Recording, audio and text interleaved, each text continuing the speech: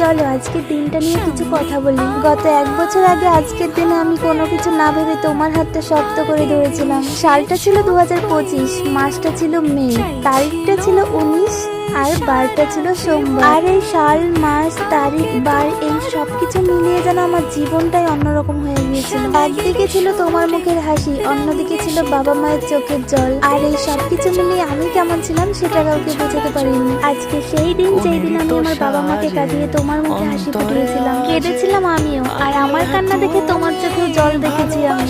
এক মুহূর্তের জন্য তোমার মনে হয়েছিল কোনো এক বাবার কোল খালি করে তার মেয়েকে তুমি নিয়ে এসছো। তাই হয়তো আমি তোমাকে এতটা ভালোবাসি আর তোমাকে ছেড়ে যাওয়ার ক্ষমতা হয়নি আমার। সবশেষে তোমায় বলতে চাই, শুভ বিবাহ বার্ষিকী প্রিয়। ঝগড়া, ভালোবাসা, অভিমান, খুনসুটি সব মিলিয়ে তোমার সঙ্গে একটা বছর পার করে দিলাম। মৃত্যুর 1 সেকেন্ড আগে পর্যন্ত আমি তোমার সঙ্গে থাকতে চাই, এটাই আমার বড় চাওয়া তোমার কাছে। ভীষণ ভালোবাসি প্রিয়, তুমি খুব ভালো থেকো আর আমাকেও ভালো রেখো।